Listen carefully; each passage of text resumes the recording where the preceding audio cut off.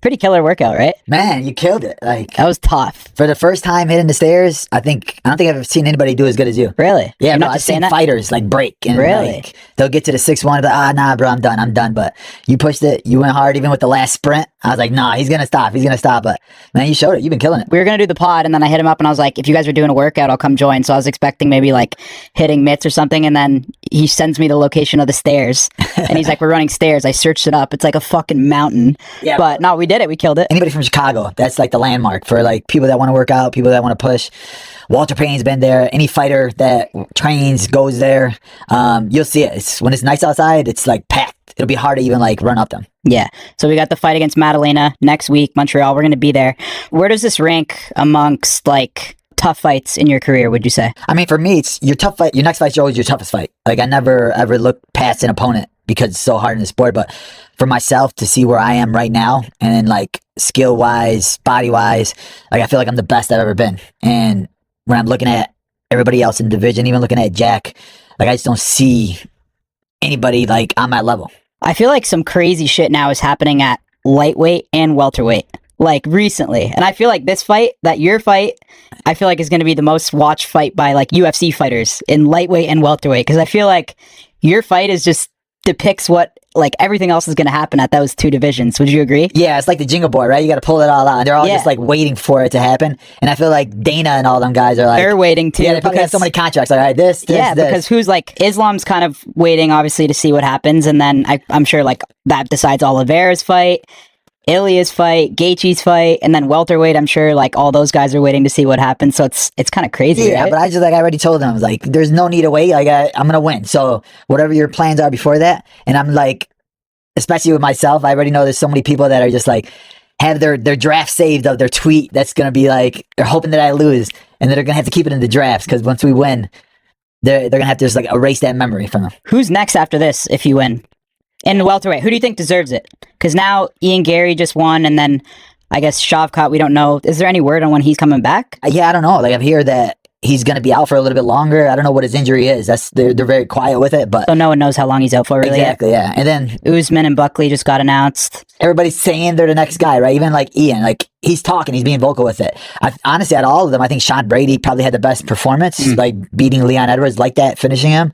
He looked the best, but obviously I finished him. So is that a fight you'd want to run back, or like? I mean, I think he's earned it, like he's gotten there, but like if I'm being honest, obviously I think if Usman goes out there and he gets a big finish against Buckley, or even if Buckley gets a big finish, beating Usman and Kobe back to back, I think that would put him ahead of everybody else. I think Ian and Usman would probably be the funnest build-up because they both know how to talk. Yeah. And it's always like fun when you have a little bit back and forth. Yeah. So for myself, like even with like Leon, there's trash talk.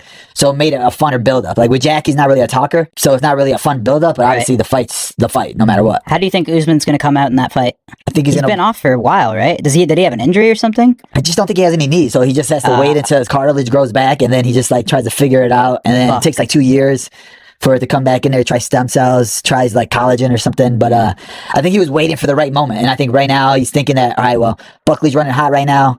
It's a winnable fight for him. So maybe if he goes out there, he beats Buckley, he knows that his name's big enough to skip the line. You beat Leon pretty... I mean, it was a close fight, but I feel like you beat him pretty decisively. Were you expecting that from him? Because the way he beat Usman twice was like, going into that fight, I was like, damn. Like, I thought Leon was about to make a crazy run for a bit, but you kind of just humbled them, right? We've always thought, like for myself, when I got into the sport, I always looked at who's the champion, who's that guy, and I always thought I could beat all these guys.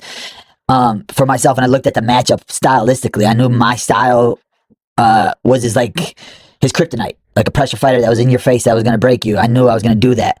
And for me, I had probably like a year and a half just to focus and train for Leon because they made me weigh in as a backup. I had to wait a full year for him. I had to fight like stylistic. I fought like Damian Maia, who's a straight grappler, Wonder Boy, who's a straight up striker, Luke A, who's a knockout artist. So I fought all these different styles. And whenever you do a camp for a specific style, it levels you up. So I'm always getting better every camp. I'm growing every camp. And when I saw Leon, I was like, there's nothing that he's going to show me that I haven't seen before. And also just adding the anger part of it, right? Like he poked me in the eye the first time we fought. And then he was like acting like I didn't deserve it. I didn't earn it. I was on a 9-fight winning streak. So that did nothing but just like put a chip on my shoulder and make me want to embarrass him in front of his people. Is there beef between you and Usman? Oh, bro, yeah, I don't like him. He was one of those guys, right? When he was a champion, he acted like I didn't exist. and I was on a good streak. He was always, oh, let me just rematch Kobe. Let me rematch Masvidal. But then when I won the belt, now he wants to like talk, right? And his ego is so big. I went on his podcast. What was good with the mystery podcast? Have you ever talked about that or no? I've talked about it, said about it, but like for me, I understand why they wouldn't want to put it out, right? Like if you're on a podcast with somebody, if I was on a podcast with you and I made you cry on your own podcast, like you're gonna hold that in, and you're not gonna want to put it out there. What happened? We were on his podcast, and Henry Cejudo like was like, how does it feel to be champion? And you're at the top now, and I'm like, it feels good right now because everybody wants to listen to you. Everybody thinks you're the champ. Everybody has to look up at you now. And Usman's like, I was a champ too. It's like, yeah, but you're not the champ anymore. And then he just couldn't let it go. He was like, but I'm right there. I was like, nah, bro, you're on a 3-fight losing streak. And he's like, I still had the belt. And I was like, I'm the champion now. But he just couldn't give me my props, right? It was just one of those where he was just like, but anything you do, I do better than you. And then I was like, but you didn't take the head kick better than me. And I think that just like triggered him, where he was just like, I don't play these games, man. It's on site when people talk like that. And I'm just like, we're right in front of each other on site. So then, you guys did it in person? Yeah, it was in person. Oh, because they do it over Zoom sometimes too. No, this was in person. Yeah. Oh, shit. We had the same manager, right? Yeah. Ali was like, Ali's the GOAT. Bro, yeah, he's the man. And when he told me to go do the podcast, I was like, are you sure? He said, no, brother, it's gonna be professional. It's gonna be this. Like, you're good. I was like, bro, it doesn't matter to me. Like, I'm the champ. I don't really care. I'll go on the podcast. And then, Henry Cejudo twisted his ankle. I had to break it up, but you guys actually got into a physical? Yeah. But have you guys said that publicly ever or no? Yeah, I think I didn't know that out there. But like I said, they had the footage, right? Maybe he's waiting to. So you guys actually got into it? I didn't know that. Yeah, that's funny. Yeah, damn. So that would be a good build up for a fight, then, 100%. Right? Like he wins the Buckley fight, put it out there. But like I said, they gotta have the right editors, the right people to fix it all up to hide his tears. All right, guys, you guys have heard me talk about the MoonPay app for a while now, and honestly, I'm not going to stop because it is the best app in the game by far to buy and sell crypto. MoonPay is pretty much the PayPal of the crypto world. Just like you can go on a site and use PayPal to buy anything, that is now MoonPay for the crypto world. Every crypto app you're using or thinking of using uses MoonPay to allow you to buy crypto, including your favorite payment providers like Venmo, credit card, everything. Also, I know we have a lot of degens watching right now, and you guys have been firing on meme coins. You guys got to check out the Moonshot app, MoonPay's new partner. Best place to buy and trade meme coins. So if you guys have the MoonPay app and the Moonshot app and you're into meme coins, you're going to have the best experience. Obviously, the meme coin space is all over the fucking place, so do your own research. Be careful when you're firing. Shout out to the best crypto app in the game by far. I love it. The most user-friendly, the MoonPay app. Let's get back in the pod. And then, I guess you've probably been getting asked this a lot, but Islam and you, there's no chance that would ever happen, right? Because of your guys' friendship? Yeah, 100%. I mean, for me, like, the loyalty means more than anything, especially with those guys. Like they've done, and it helped me so much. Like, you've been with them, you train with them. Yeah. Like, you understand, like, the brotherhood of course. Of them guys. Yeah. So, like, I would never want to, like, disrespect them in any way, or I couldn't even, like, fight him. If Habib was in their corner, it was just, like, break my heart, because he was one of the guys, when I was, like, still coming up, even though he's younger than me, like, I still, like, look up to a guy like that, right? Where being a Muslim, being religious, and seeing how he brought the religion into the sport and showed it, and like how he like portrayed himself and was a champion is like, and like I said, he's helped me and he's never asked for anything in return. So like for those guys, I wouldn't do it. Like I would move up before fighting them guys. Because Islam, he wants to be double champ. That's one of his goals, right? So I guess it's like a touchy. Yeah, exactly. And then for myself, I feel like I'm at the point now where if I get 2 wins, 2 title defenses, I can start looking to move up. When I'm looking at 85, I think it's an easy division for myself. I don't think it would be a problem. So me and Islam could go double champ back to back. Have you and Islam ever like spoken about that? No, I mean we've talked, and it'd be like has he ever said how he feels about it? Yeah, I mean he's like same thing. Yeah, same thing. Like discussed, and obviously like you said, everybody's gonna keep asking the same question, or they're gonna keep like, oh, it's because he's afraid of this guy. He's running from this guy or that guy, and it's like at the end of the day, there's like really no fighter afraid of any other fighter. Mm-hmm. So like for ourselves and for myself. Like, I consider them guys brothers, and I would never fight like a brother like that, and I couldn't see myself like doing a training camp for those guys or wanting to fight those guys, right? Yeah. Who do you think Islam should fight next then? Honestly, I think Justin makes a lot of sense. For Justin, he's like on 3-1 in his last 4. He's never fought him before, and people are always gonna watch Justin, right? Obviously, Taporia moved up, But for Islam, who fought Volkanovski twice and didn't get any credit for it, like people are like, oh, he fought a 45er. So it doesn't really make sense for him to, all right, let me fight another 45er. And then he beats him, and they'll be like, well, Topuria has the option of saying, well, I'm just going to go back down to 45. I was too small. But I think Topuria is vacated, right? So that's the difference now is Topuria saying, like, I'm no longer at that division. Like, I'm now at lightweight. Yeah, but say he goes up there and he loses, he still has the option to be like, well, I'm going to go back down. Who's the champion? I knocked out Volkanovski. I'll get a rematch right away. Like he'll get that Because I heard option. he just can't make that weight no more. I mean, you could always make the life changes, right? There's a lot of guys, especially like him, where he cuts weight drinking wine, and he could do that fight week. I think he probably gets tired of cutting weight. Cutting weight's not fun, and he probably thinks that with the confidence from knocking out Holloway and Volkanovski back to back, he thinks that I can knock these guys out. But the only fight he's had at 55, he's gotten dropped by Jai Herbert. And then we've seen him get like out-muscled and out-wrestled by a couple guys at 45. I think Islam's just going to be way too big for him. But if he goes out there and he beats a guy like Oliveira or even like a Justin or Dustin, like then you're on your spot. I think that for him, it'll just show them. It'll make that fight even bigger with Islam. And then I guess there's Arman at that division too, right? That division's stacked. Yeah, now. there's so many good fights for him. I mean, you got Patty just won too. So like, Patty too. For Islam, there's guys that he hasn't fought, right? And there's other guys that are up there that are hyping it up and that'll be huge fights. Arman is a beast, but that injury last one, so like for him now, it's just trying to get another fight out the way. But it's hard because nobody wants to fight anybody. Every one of them saying like, "Now I'm gonna wait for the title fight." Oliver, I'm not fighting nobody but for the title. Topuria, I'm not fighting nobody but for the title. Justin, I earned a title shot. So like you said, I think they're all just waiting for the dominoes to fall, and after next weekend, I think a lot of like the questions will be answered. Yeah, I saw you posted the other day a T-shirt of you and Khamzat, a fake like fight. Was that like? What's going on there? Is that like something you want to happen one day? Somebody asked me in an interview, they're like, would you move up to 85 if Khamzat was champion? And I said, bro, I was calling him out when I was at welterweight. When he was welterweight, I literally wore that shirt to the event. And I had shirts I was throwing out to the crowd. For myself, I'm a guy, like, I want to fight the toughest guys, the toughest tests. He's undefeated. They think that he can walk through everybody. You're not going to walk through me. So I was calling him out. And then he posted like a pony yesterday, and he's like, where are you going, pony? I was like, I didn't quite get it. Yeah, I don't know. I don't know if it was like a patty, you little sausage or something like that. Yeah. Is that I don't know if it was like a Russian joke or something. Yeah, it's weird. Yeah, but I was just like, all right, bro, I've been called you out. Like, I asked for the fight a million times. You don't really know what to do when you get called a pony, too. Yeah, it's like, bro. I was like, it just throws you off. I don't know what that means, but I'm going to take that he was right? fucking with you a bit, right? Yeah. A pony? It's so random. Yeah, it was like random, but I was like, all right, I'm going to take that as disrespect, bro. What are you talking about? Yeah, definitely. Is there no Muslim Brotherhood connection there with Khamzat? He seems like a bit of an outlier in the Muslim like Brotherhood world. Like he had beef with Abu Bakr too, right? Yeah, he had beef with their team, and but I Khabib think had to squash it. They squashed it. Yeah, I think, and like for myself, it's not beef. Like even if I fight Shafkat, he's Muslim too.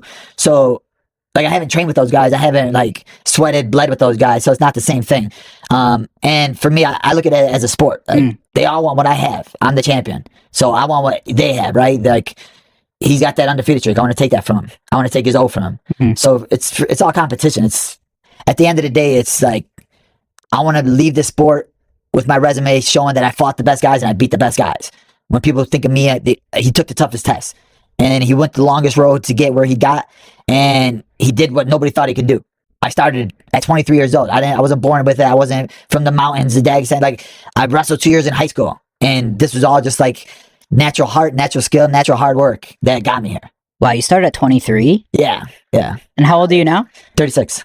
How did you start? I was in college. I was at U of I, and I was just like going to be a lawyer. And then, like I said, I wrestled at high school in South Side of Chicago, and we had a coach there, Lewis Taylor, and he like left after like 1 year because it wasn't the best school. They didn't really care about the wrestling team, and then he was like gone, and I was like, whatever happened to him?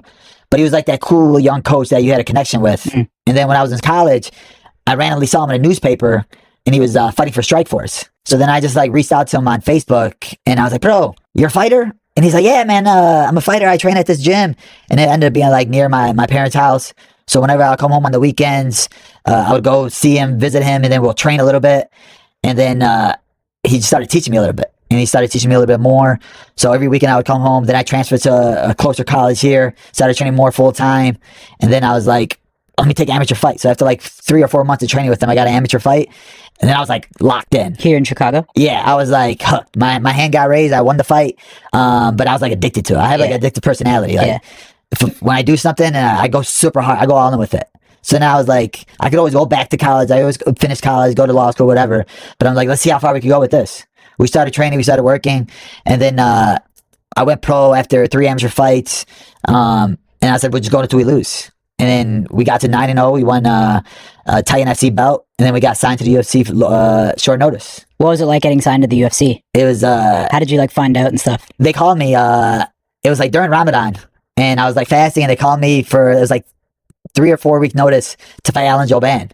And at the time, he was a big name. He had a good streak, and I'm undefeated. I just won a belt. Who called you from there? It was my manager. Okay. Yeah. So then I was like, let's go, because I was like at 3-0, and I went to try out for the Ultimate Fighter, didn't make it. I was at 6-0, tried out for the Ultimate Fighter, didn't make it.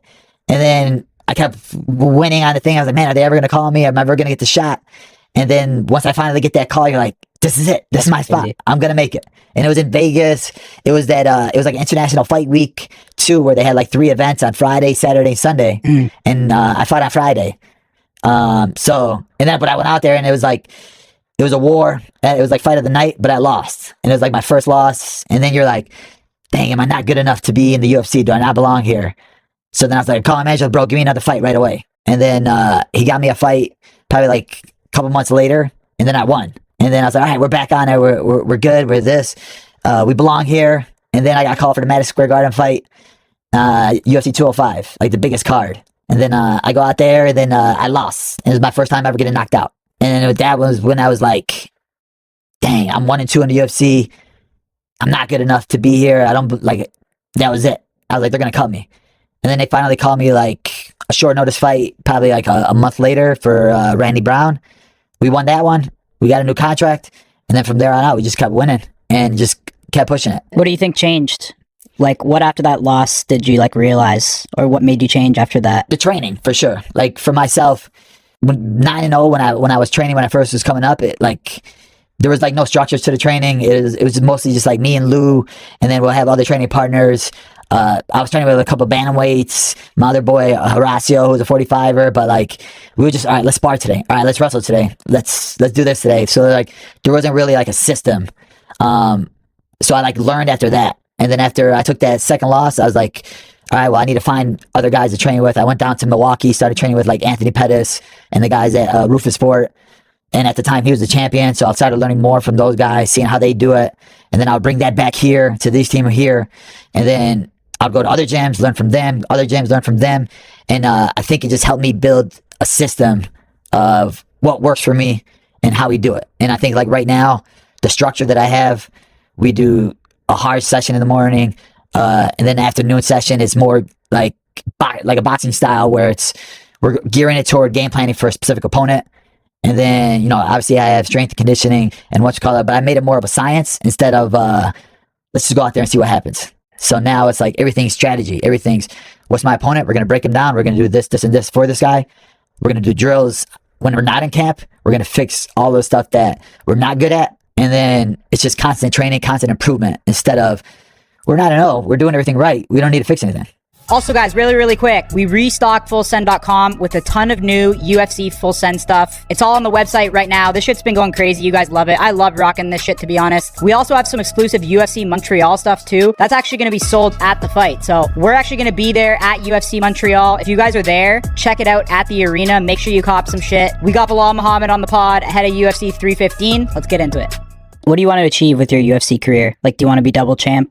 And like, how long do you want to stay at welterweight if you want to move up? For me, with my UFC career, I want to like leave the legacy of beating the best guys, taking the toughest challenges and winning them all. Obviously, if Khamzat wins, which I think he will at 185, and then he walks through a couple of guys and he's that guy that I think it's untouchable, I think me moving up and beating him, that would like cement me as one of the best to ever do it. And especially now being at my weight class, you got a lot of hungry guys, right? A lot of undefeated guys who they still think will beat me. Jack's on a 17-fight win streak. So I think there's a lot of like guys for me to beat at my weight class. But I also have 5 top 10 wins in my weight class. So if I get out there and win 2 or 3 more, that'll be 8 top 10 wins in your weight class. And there's no other champion that's done that or had to do that. Who do you think's like the next 3 guys that you'd want to beat? That I want to beat? In that division. In my division? Welterweight, yeah. I think Jack, Shavkat, and I'm hoping Usman wins because I want Usman. Yeah. Yeah, he's that guy, right? When they're thinking of, they had, competition with him and GSP, like debates. Who's the GOAT between them at welterweight? Who do you think was more goated, Usman or GSP? GSP. I think GSP, no question. 100%. Like, I don't even think Usman should.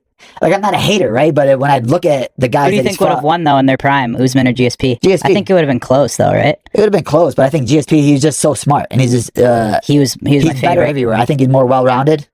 Usman is obviously good, right? But the guys that, when you're having rematches with Kobe and you're having rematches with Masvidal, you didn't fight different stylistic guys, right? I fought the Maya, the Wonder Boy, the Luke. They were all on good streaks at that time. Gilbert Burns as well. Undefeated Sean Brady. Like, I had to keep fighting a different style every time. For him, it's like, all right, well, Masvidal back to back. All right, cool. Kobe back to back. And now we're all realizing Kobe sucks. So it's like, when you look back at his fights who had wars with a guy who sucks, it's like, well, how good was really Usman? And then a guy who got knocked out by Leon and then lost to Leon, and then I dominated Leon. It's like, was he really that good? Was he really goated like a GSP? Another theoretical one, tough position for you, but in both their primes, in a fight that almost happened, Khabib or GSP at their primes. Man, honestly, I don't think anybody would beat Khabib. I think GSP would have beat him. Bro, like, GSP would have took him on the feet. I think Khabib would take him down. Like, to me, no, bro, he would take him down. I don't think so. When he grabs you, when he you think? Bro, I've seen him like, but throw 205 pounders around. GSP on the feet was. I think he would have pieced up Khabib, and I love Khabib. He's the best. But the thing is with Khabib, like, to piece him up, you have to get close enough to hit him, right? When you get close enough to hit him, he's gonna get his hands. You think he would have took him down? I think he would have took him down. I don't know. We've seen him get taken down by Josh Koscheck, right? We've seen Hendricks take him down, but those guys were more college wrestlers. True. I think when you look at Khabib's style of wrestling and grappling and ground and pound, it was something that really he didn't have to fight. Because more of the guys that he fought were like specialists. When he fought Johnny Hendricks, I forgot about the Hendricks one. Yeah, right. Like, he was a college wrestler. He fought a specific way. Even Jake Shields was a jiu-jitsu type wrestler, grappler. He fought him a specific way. Nick Diaz, grappler, specific way. I think Khabib, his style of grappling and wrestling, like, you didn't have to deal with it back then. Yeah. And a lot of those guys in the era didn't have to deal with them back then. But now, like you see, the Dagestani guys are coming, man. They're crazy, bro. They're taking over. Yeah. They're the best, and they're such good role models too. They're good people to look up to. What's the biggest thing you learned from training with Khabib? Honestly, it's like you level up everywhere. Like, the hard work. Like, you were there, right? People are always like, what's the secret with them guys? They just push so hard. Every single person in that room, they really care about each other. Like, it's a brotherhood. It is a brotherhood. All they do is train and just talk shit and drink tea. Exactly, right? That's it. And then nobody has like an ego. Like, I'm not jealous of you that you're the champion now. They all, like, Khabib will sit there and buy all these guys, go to the nicest clothing stores, buy them clothes, and he'll be like, this is my favorite store. And he'll go to just like regular buy t-shirt stuff, but he's taking care of everybody around him. And then just like shows you like his humbleness. There's not like I'm sitting first class, you're sitting in the back. Like, he doesn't have none of that. No, yeah. And you've seen that with the plane incident. Bro, exactly, right? It just shows you what type of guy he is. Yeah. That's what I built around myself. Like, the guys that I have around me, the team that I have around me, we've all been together probably for like 15 years. We all trained together. We all started together. So, like, even when I got the title fight, people were like, oh, come here to this gym. Go to a bigger gym here. Go there. And I was like, no, these are the guys that got me here. We all got here together. We're all going to win the title together. Right. So even winning the belt, it was like a journey for all of us, right? We achieved it all together because, they're sacrificing time from their day to come and help me train. Like, the people that work with me that are in my corner, like, they have other jobs, they have families, but they're going on the road with me. They're going to practices with me. They're watching me. They're studying tape.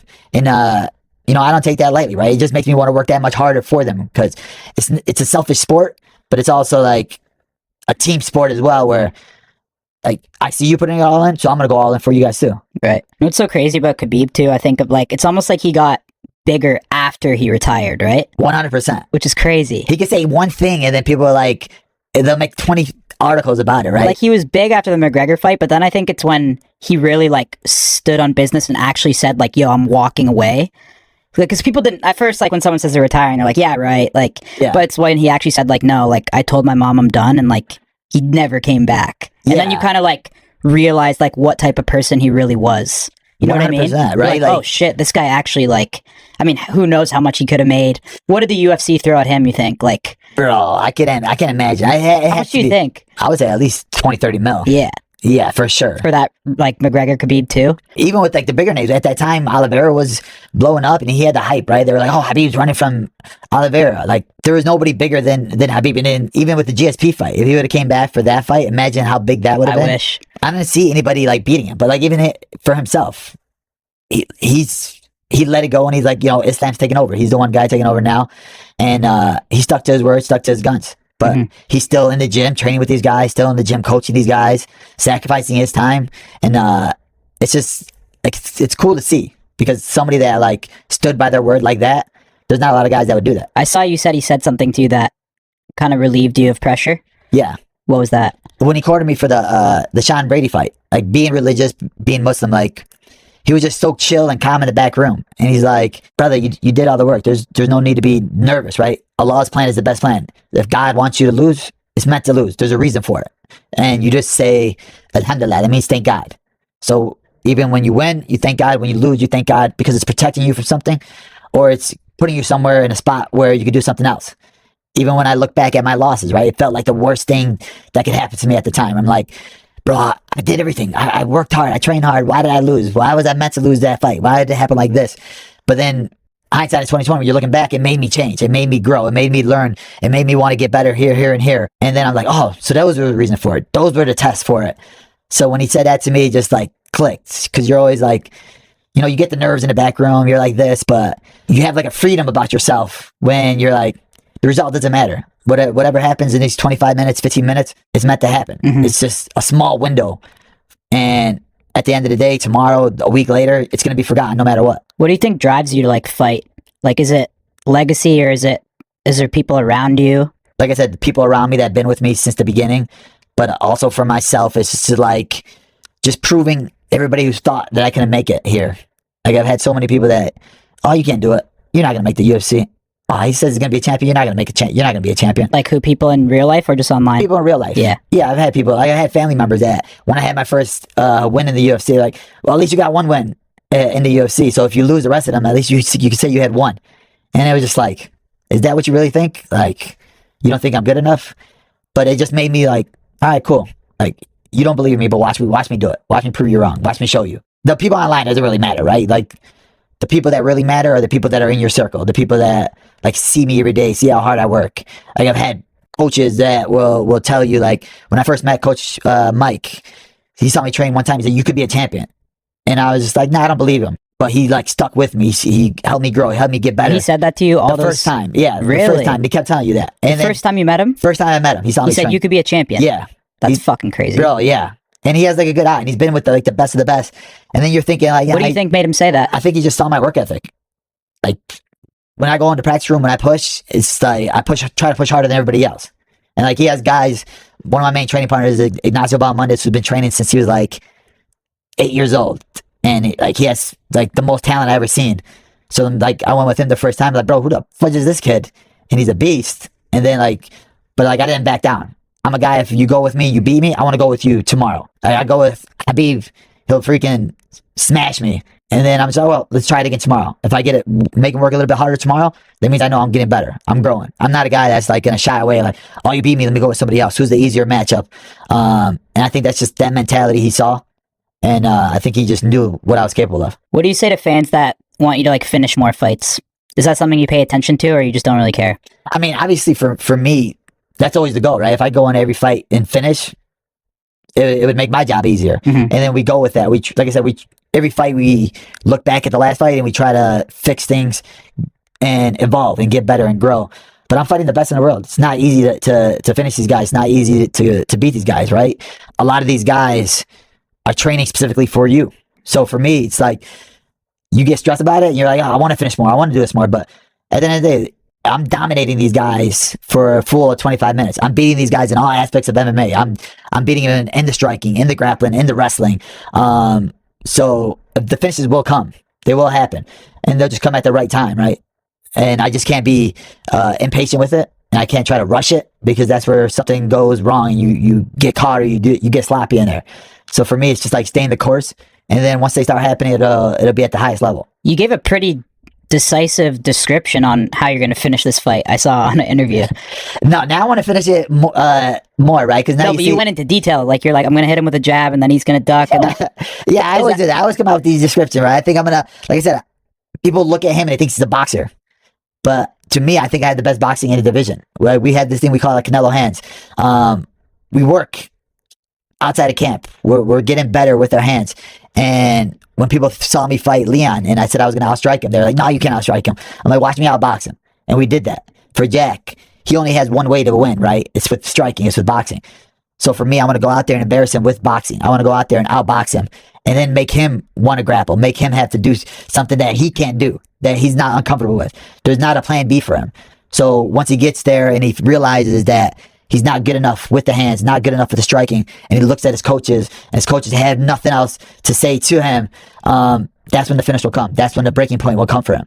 He's never fought anybody like me who's good everywhere. He hasn't fought anybody like me that can go hard from the first round to the last round.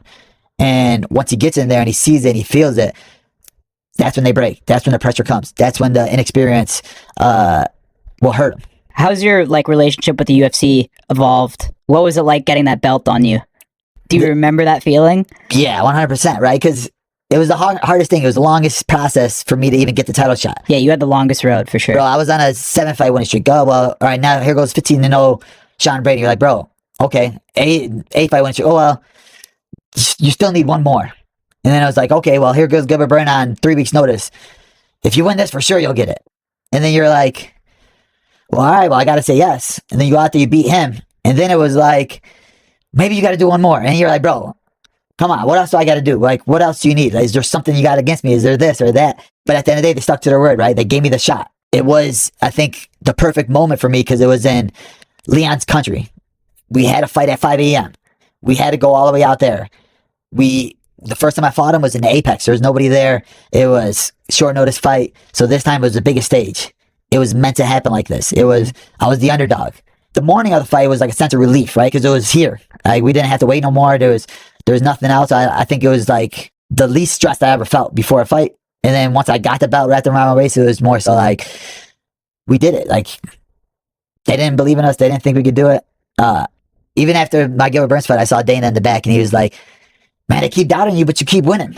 And then it was like kind of like that same feeling after this fight, man. Nobody believed it, but you did it. Like, and then we're going to keep doing that, I think. So it just makes me want to just keep showing them and keep proving them, the doubters and the haters wrong. So now, like, that you're champ, does the UFC kind of call you and just say, like, yo, this is the fight? Or do you have any type of, like, back and forth? I mean, they'll ask me, like, what my body feels like. Mm-hmm. For me, it was like, being the champion now, I was like, let's do a quick turnaround. When do you guys want it? And then they called me for the Shavkat fight last December. We had the infection, so, like, messed up those plans.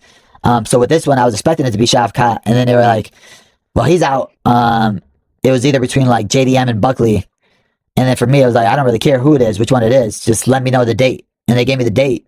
And then it was Buckley. Then they were like, well, it's going to be JDM. So for me, I'm like, all right, I'm down. So as long as I had the date, the time, as long as I had the right camp, I'm good with it.